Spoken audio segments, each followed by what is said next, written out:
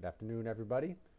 We're going to be going over the Life of Christ, Part 2, Lesson 3. So turn to your books at Youth Group, Part 3. Don't forget to do the rest of the work for your scholarship, the devotions, and the memory work. Going to be looking over that in this next week, hopefully. I'm going to check up on each one of you and see where you're at. So if you need any help with it, let me know. If you missed something, if I don't answer some questions that you want answered, whether maybe they're in the lesson, they pertain to the lesson, or maybe they're just a question you have. Make sure you let me know. You got my phone numbers, and I'm trusting everybody has my phone number. You can get me on Facebook. You can text me. You can send me an email. Whatever one works best for you. But we're going to get started. Lesson 3. We're going to be in John chapter 5. And we're going to be looking at 18 verses 1 through 18. We're going to go ahead and jump right in. All right. After this, there was a feast of the Jews, and Jesus went up to Jerusalem. Now there is in Jerusalem by the sheep gate a pool, which is in Hebrew Bethesda, having 5 porches. And in these lay a great multitude of sick people, blind, lame, paralyzed, waiting for the moving of the water. For an angel went down at a certain time into the pool and stirred up the water. Then whoever stepped in first after the stirring of the water was made well of whatever disease he had. Now a certain man was there who had an infirmity for 38 years. And when Jesus saw him lying there and knew that he had already been in that condition a long time, he said to him, "Do you not want to be made well?" And the sick man answered him, "Sir, I have no man to put me into the pool when the water is stirred up, but while I am coming, another steps down before me." And Jesus said to him, "Rise, take up your bed and walk." And immediately the man was made well, took up his bed, and walked. And that day was the Sabbath. The Jews therefore said to him who was cured, "It is the Sabbath. It is not lawful for you to carry your bed." He answered them, "He who made me well said to me, 'Take up your bed and walk.'" And they asked him, "Who is the man who said to you, 'Take up your bed and walk'?" But the one who was healed did not know who it was, for Jesus had withdrawn, a multitude being in that place. Afterward Jesus found him in the temple and said to him, "See, you have been made well. Sin no more, lest a worse thing come upon you." The man departed and told the Jews that it was Jesus who had made him well. For this reason the Jews persecuted Jesus and sought to kill him, because he had done these things on the Sabbath. But Jesus answered them. Probably he was reasoning in his heart, and he knew what they were thinking. He found him and said, "My Father has been working until now, and I have been working." And therefore the Jews sought all the more to kill him, because he not only broke the Sabbath, but also said that God was his Father, making himself equal with God. Those are two big no-nos that you do in the Jewish religion. You don't break the Sabbath, and you don't say that you are God. A little bit of background here.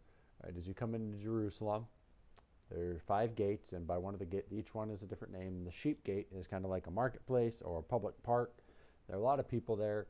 It's social atmosphere, social time, so to speak. A lot of sick people are there. Obviously, we've got the blind, the lame, the paralyzed. They're all waiting for this moving water. Little note that you may have noticed, and somebody actually caught it in youth group when we went over this, one of the ones that was there. Verse 4, "For an angel went down at a certain time." That verse, that doesn't exist in some of your Bibles. If you're looking at a New International Version, chances are that verse is not in there. And it's a manuscriptal difference. We're going to do a note about that right now, just so you know. So if you ever come across this again, this is probably why. You have your different translations of the Bible. You'll have your New King James and your King James, which are from one set of manuscripts, one original set of documents, and then you have the New American Standard, the New International Version, and a bunch of other ones that are from a different manuscript. Now, they all came out of the same one, but an error might have happened in one, or somebody read something into one and it was translated into another, and it didn't make it into this one, but it made it into this one. That's what happened here. Some manuscripts, and those that are used they make a note of it. The New International Version doesn't contain this verse, and they note it. Chances are, and if you look at your Bible down in the little corners, like if this was my Bible, probably down here There's probably a little footnote somewhere, or maybe you've got a study Bible, maybe in a column note. You're seeing it. Some earlier manuscripts do not contain this verse, and that's what that means. That's the difference in the manuscripts. So there are little differences between groups, like one went to the east and one went to the west, and maybe there was just a little cultural difference, and so it was translated a little bit differently. The purpose is still there. The meaning of this is still there. So it doesn't appear. But a little background about that. The fact that most of the translations include this provides us with a little bit more background as to why the people were there.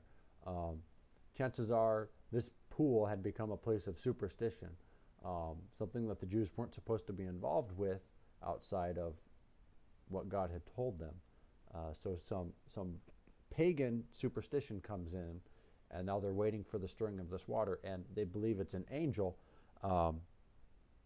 But the word for angel can be interpreted as a messenger or a quick-moving force, hence the wind. So a strong breeze could have come through, and they thought, oh, it's an angel. Ah, quick, get into the water. You have no idea. Was it an angel? Was it a demon? Was it just the wind? Were these people really sick? What sicknesses did they have? I guess that's the whole question.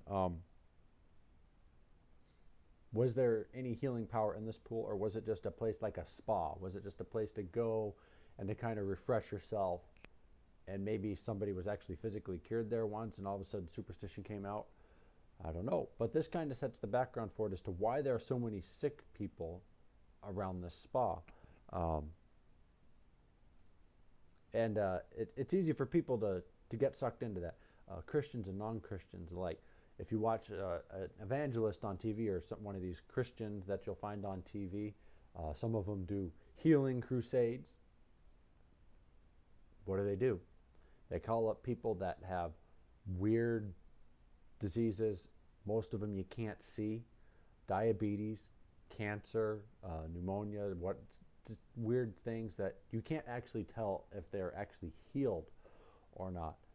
Jesus is actually healing people that you know are sick. But with the whole thing with televangelists, they're healed, but were they really healed? There's no evidence of it. Were they really healed? And you don't see it. So it's really easy to say, oh, they were actually healed. Were they? You got to ask yourself, were they actually healed? Or was it just a fake? Is it a fraud? So don't get drawn into things that are just superstition and that there's no proof for it. Like an unseen angel moving into waters and thinking that it can heal you. That all sets up the stage for this. So we've got this going on. Jesus approaches this man and he says, take up your bed and walk. This man is instantly healed. 38 years. Could you imagine being in a position to where you couldn't really get around for 38 years? 38 years. And he's walking. He picks up his bed and he walks like a normal human being. That in itself is a miracle. That may have been the first actual healing at Bethesda ever. The first genuine healing that ever took place there. The proof of this healing is obviously that he walked. You could see it, so you could believe it. And probably there were a lot of people in shock. Well, what happens? The Pharisees see this and they're mad about it. What do they say? It is not lawful to carry your bed on the Sabbath. Arr, arr, arr, arr. You can't carry your bed on the Sabbath. The Sabbath you're not supposed to work on. It's a day of rest. Apparently carrying your bed is work. But also with the Sabbath law, you can't walk more than 1 mile. Actually, I don't even think it is quite a mile. You can't walk that far on a Sabbath day. So it's really kind of a day to just rest and relax. They said, you can't carry your bed. And they wanted to know who it was. He couldn't point it out because of the multitude that was there. Jesus kind of just slipped away. They're mad. And they're pretty sure it's Jesus, but they just need to be sure that it's Jesus. So Jesus approaches him again. In verse 14, afterward Jesus found him in the temple, and he said to him, see, you have been made well. Sin no more, lest a worse thing come upon you. So Jesus made him whole. He healed him. not just physically, but it looks like spiritually as well. And he charges him, don't sin anymore, lest a worse thing come upon you. It looks like Jesus is trying to get him to not believe in the superstition anymore about pools and healings and stuff like that, but to look for God. And could you imagine what happens in just a few verses? Could you imagine if this man was standing around as Jesus is having this talk with the Pharisees? Imagine what's going through his mind. Jesus came and he healed people and restored the relationship between them and himself because he's God. So there's a relationship that needs to be mended there. What happens? He goes back and he tells the Pharisees, it was Jesus and I'm going to show you where he is, basically. So they persecuted Jesus all the more and they sought to kill him. And Jesus probably knows this is going on. Maybe they found him and they're trying to grab him for something. And he answers to them, and what's he say? My Father has been working until now, and I have been working. And therefore the Jews sought all the more to kill him because he not only broke the Sabbath, but also said that God was his Father, making himself equal with God. So it wasn't enough that Jesus was healing on the Sabbath, which apparently is not allowed as well, but also called himself God, which is a big no-no in any religion. You don't call yourself God. And Jesus just did. They wanted him dead. Could you imagine the charge Jesus gave to the sick man? Go and sin no more, lest a worse thing come upon you. And then bringing the Jews to Jesus and hearing Jesus say that I am God. And could you just imagine being like, oh, what did I get myself involved in? Is he really God? He healed me. That's a miracle. Is he really God? Is he really God? Is he the Messiah? So you can just imagine what's going through his mind, and he's probably torn between what the Pharisees are going to want to do and who Jesus is. Where's he at? And where are you at? We have some evidence here that proves that Jesus is God, and where do you stand with it? He proved that he is the Lord of the Sabbath. And now the next lesson that we go into is going to talk about the Sabbath again.